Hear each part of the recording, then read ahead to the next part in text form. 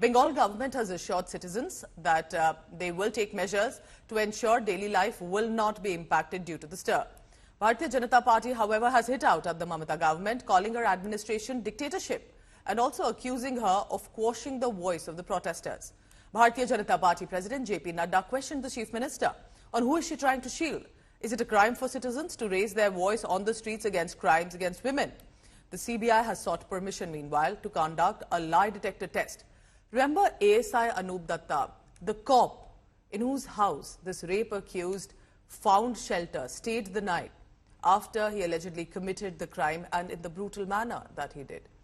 We are told that CBI will also seek AIIMS help on DNA forensic evidence to ascertain was it only Sanjay Roy who was involved.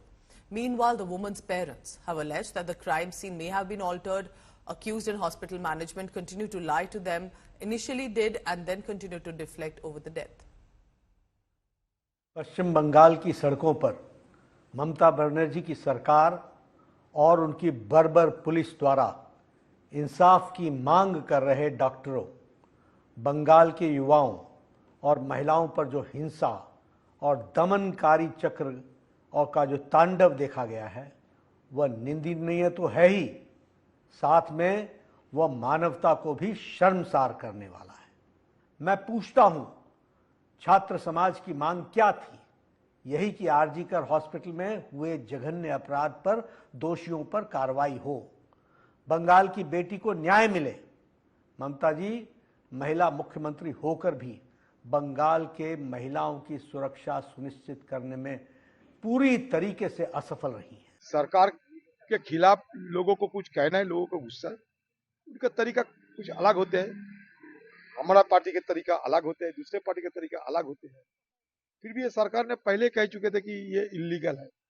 ये आंदोलन को सही ढंग से चलाना और इसमें कोई हिंसा ना हो, इसके लिए सत्तारूढ़ पार्टी और विपक्ष दोनों को सहमति बनना चाहिए, दोनों को आपस में बैठना चाहिए, नहीं तो सिर्फ सियासत होगी और कुछ नहीं होगी।